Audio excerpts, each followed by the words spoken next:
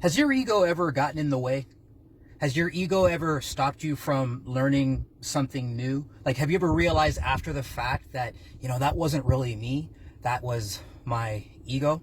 I remember reading years ago in a book written by Eckhart Tolle, The Presence of Now, where he stated that you are not your ego, that it is something that we're actually separate from, that it's not actually part of us. So what is the purpose of the ego? What is the value of the ego? Why does the ego even exist?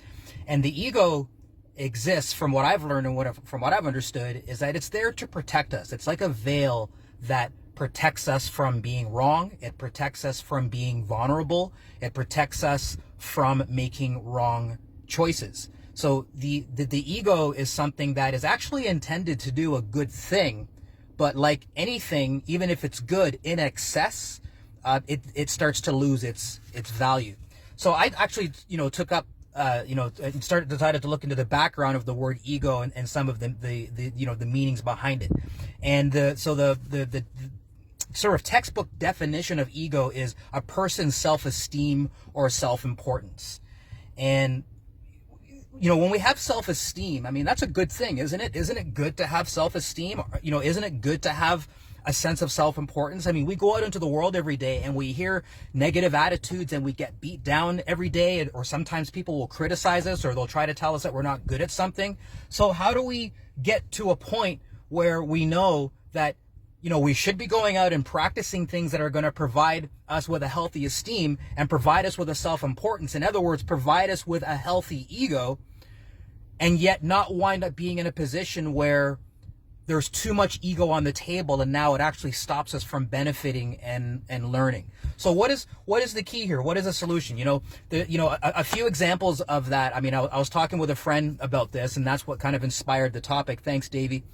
And, we were talking about a situation where there were a couple of professionals, and, one professional had their own way of doing things, and something that they were used to and sort of on their level. And then a second party was entered into the situation to start offering professional advice and input, but they were coming sort of from a university educated point of view. And, person A being the person who didn't go to university and the person B who did, and A didn't want to listen to B, didn't want to hear anything that they had to say, because everything that they knew now was good enough to move forward. And, that whatever it was that person knew, that was their esteem. That's what allowed them to feel good about themselves. That's where they gained their sense of self-importance. And if that was to be taken away from a person, that person no longer feels important. Their esteem starts to fall down, and then what happens? Now you have a person who is operating from a dark place because they have not received the acknowledgement for what they already know. Another example, and I've told this story in the past for a different purpose, but I remember watching a movie made in 1995, Crimson Tide, with Denzel Washington and Gene Hackman.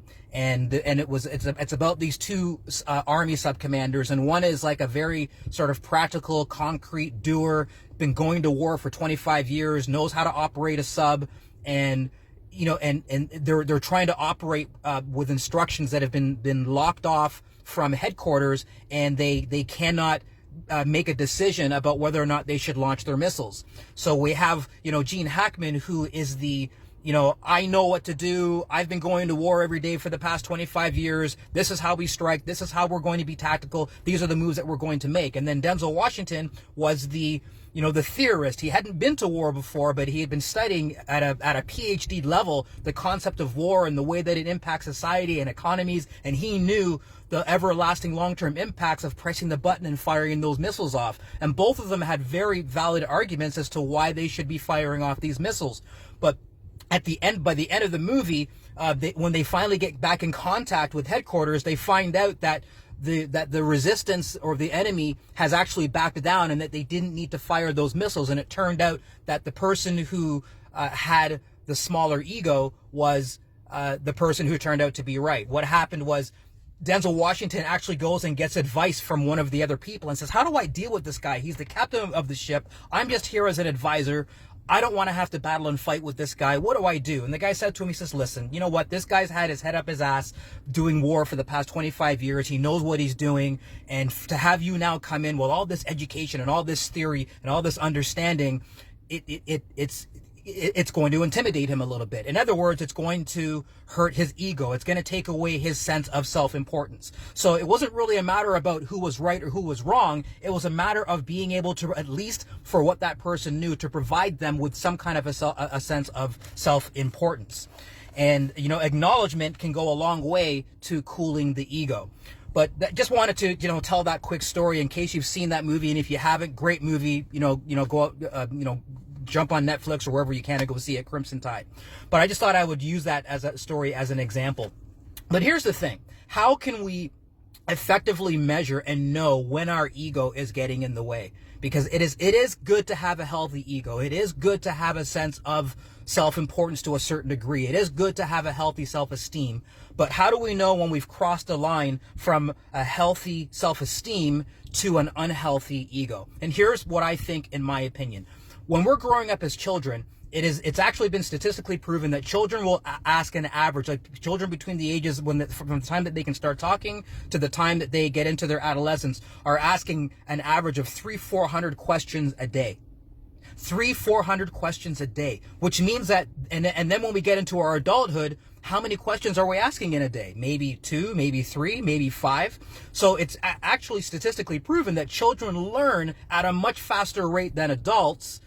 And there's no ego about it. It's just why, how, what, where, when. They don't, there's no shame in them not knowing. And because of that, they keep learning all the time and they learn at a faster rate. But then we graduate from elementary school and then high school and then college and university. And then we sort of get painted off in that corner with what we know. And then we do that. And then that knowledge gets us the results that we want in life. And then we reach that point where we're asking less questions.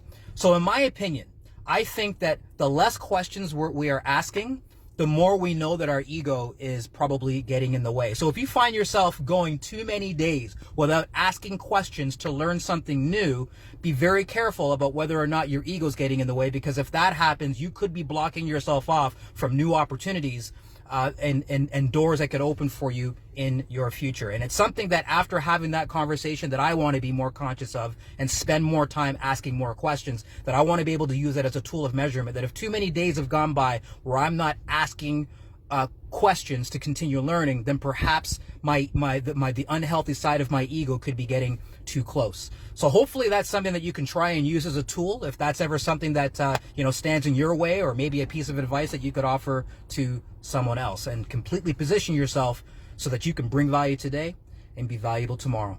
Steve out.